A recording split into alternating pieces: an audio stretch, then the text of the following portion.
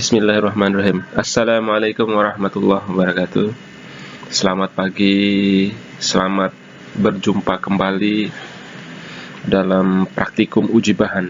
Kali ini kita akan melakukan uji impact. Dari hasil uji impact, kita bisa mengetahui energi impact material secara aktual dan teoritis. Tapi karena proses uji bahan ini proses daring, maka kita hanya bisa mengetahui kekuatan atau energi impact material secara teoritis. Tapi nanti akan ditunjukkan juga kekuatan material aktualnya, kekuatan impact. Kemudian kita bisa mengetahui jenis patah material, apakah patah ulet atau patah getas. Kita tahu patah ulet itu mesti membentuk, bidang patahnya membentuk sudut 45 terhadap arah pembebanan. Sementara patah getas akan membentuk sudut 90 derajat terhadap arah pembebanan.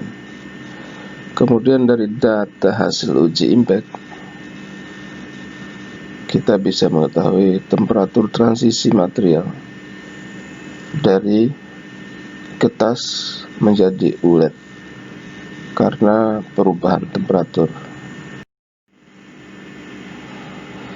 Standar spesimen yang akan diuji mengikuti ASME 23.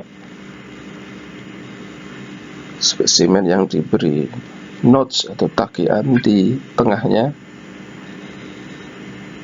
dengan sudut bukaan 45 derajat dan radiusnya 0,25 mm, kedalaman dari permukaan 2 mm, dimensi panjang 5 mm, panjang dan lebar spesimen 10 mm. Proses uji impact yang akan kita lakukan nanti akan secara umum mengacu pada STM ya. Nah, untuk prosesnya sendiri, kalau ASTM itu seperti gambar yang sebelah kiri ya, radius alfa betanya seperti itu, seperti yang kiri. Nah, sementara yang sebelah kanan seperti yang di sebelah kanan, gambar sebelah kanan. Ada perbedaan sudut ya. Kalau di lab PPNS pendulumnya diangkat setinggi-tingginya, sementara di standarnya hanya setinggi itu. Bisa dibedakan ya. Menyesuaikan kondisi mesin di lab uji bahan, saya mencoba menurunkan kembali rumus energi impact sehingga diperoleh EI sama dengan MGL sin alfa minus 90 plus cos beta. Mari kita evaluasi bareng-bareng ya. Pada mesin uji impact ini ada dua jarum yang menunjuk skala luar dan jarum yang menunjuk skala baris kedua dari luar. Yang luar menunjukkan energi impact, yang dalam menunjukkan sudut beta. Sudut alfanya sudah tahu ya, 160 derajat. Untuk mengetahui pengaruh temperatur terhadap energi impact material, maka perlu pengkondisian temperatur. praktek di lab uji bahan ini pengkondisian temperaturnya ada 3, yaitu temperatur rendah, kemudian temperatur kamar, dan temperatur tinggi. Temperatur rendah dikondisikan dengan merendam spesimen dalam larutan etanol yang diberi CO2 padat atau es krim sekitar 30 menit. Kemudian temperatur kamar, tentu saja temperatur kamar seperti biasa. Kemudian temperatur tinggi. Temperatur tinggi ini spesimennya dicelup dalam air mendidih kurang lebih sekitar 30 menit sebelum dilakukan pembebanan.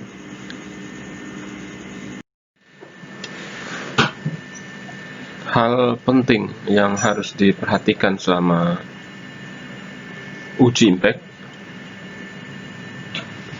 di antaranya kita harus memberikan menstamping di dua sisi sebelah dari takian. Kemudian selama proses pengujian Anda harus aware, Anda harus peduli bahwa saya berdiri di tempat yang aman dari hantaman pendulum, aman dari lemparan spesimen. Yang ketiga, Anda harus hindari bermain-main dengan termogan, karena sinar itu sinar infrared, inframerah ya. Terutama jangan sampai mengenai mata.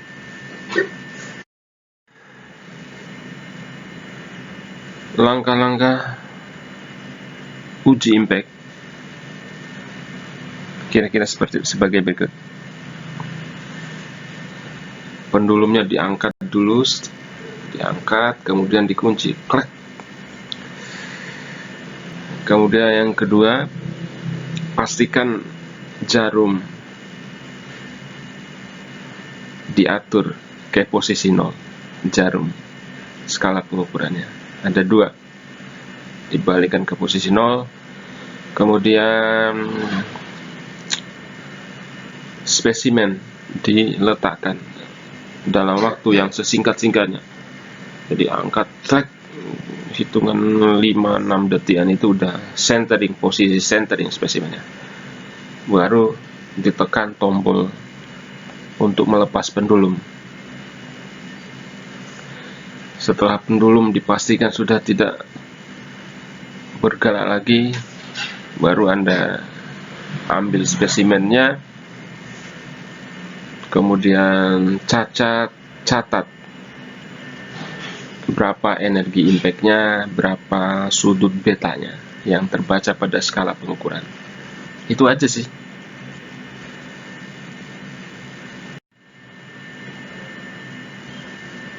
Nah, setelah spesimennya sudah diberi beban impact,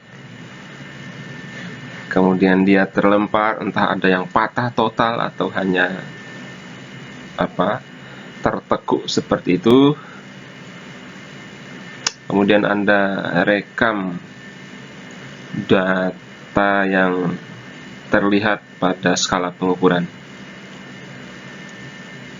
Kemudian data-data yang lain Anda cacat di dalam formulir job sheet ini ya.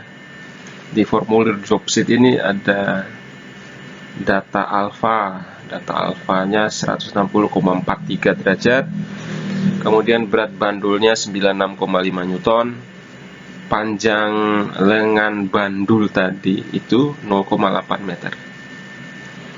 Nah, seperti yang saya sampaikan di awal, spesimen itu sebaiknya di stamping di sisi sebelah kanan kiri dari notch-nya.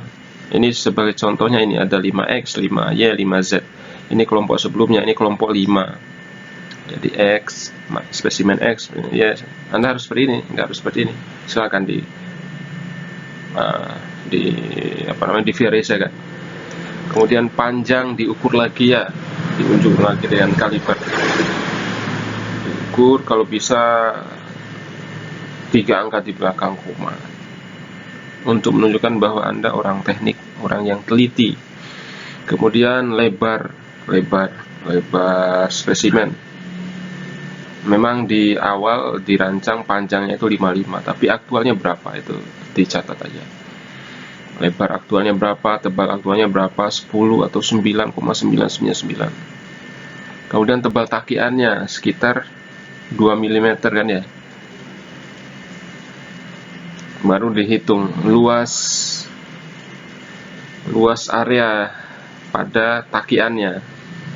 Jadi sekitar 10 kali 8 mili. 10 kali 8 hingga sekian 80, atau aktualnya berapa aktualnya. Kita butuh aktualnya untuk dicatat di job sheet ya. Walaupun di standarnya udah menyatakan ukuran tertentu, tapi aktualnya berapa sih, itu dicatat di job sheet. Oke, selanjutnya jenis takian. Jenis takian berarti di sini pakai V notes. Ada takian yang lain kan jenis U notes gitu ya. U notes taki. Jadi kita tulis V di sini, V notes. Kemudian lokasi takiannya, karena ini Charpy berarti di center. Kemudian suhu, harusnya temperatur, ini belum di temperatur, suhu kayak pesulap Cina aja ya. Temperatur dalam derajat Celcius. Nah, biasanya kalau temperaturnya temperatur dingin ya sekitar 10, -10 itu udah bagus itu. -10 derajat. Udah temperatur kamar ya 27 itu. Temperatur tinggi ya sekitar berapa sih, paling 90-an. Ya syukur-syukur bisa di atas 100. Kemudian sudut beta yang Anda baca di skala pengukuran, baris kedua dari luar.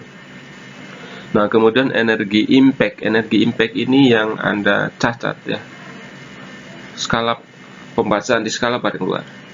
Nah, teoritis ini yang Anda hitung dari rumus yang, kalau saat ini rumus yang saya turunkan tadi. Coba di cross check apakah energi impact aktual sama dengan energi teoritis. Harusnya sama, atau selisih sedikit lah ya.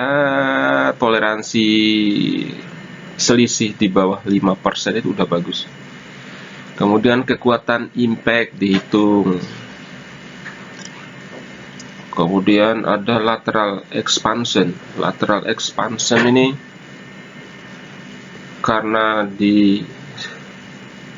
diberi beban dari samping, maka ada perpanjangan ke arah lateral, ke arah lebarnya. Jadi kalau hantamannya dari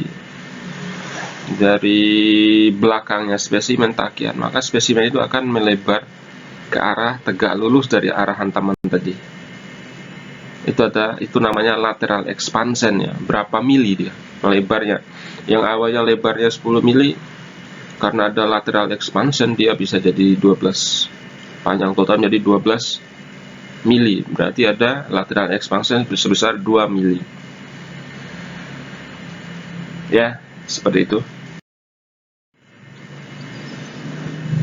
Demikian paparan tentang praktikum uji bahan daring yang sementara bisa saya sampaikan ya.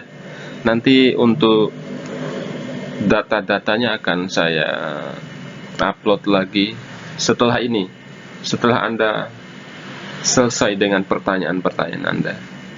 Kalau Anda udah siap, saya dapat konfirmasi Anda siap, saya akan memberikan data layaknya Anda sedang melakukan praktikum uji impact secara aktual, sehingga Anda tinggal follow up untuk jadi sebuah laporan praktikum. Itu saja, ditunggu pertanyaannya. Wassalamualaikum warahmatullahi wabarakatuh.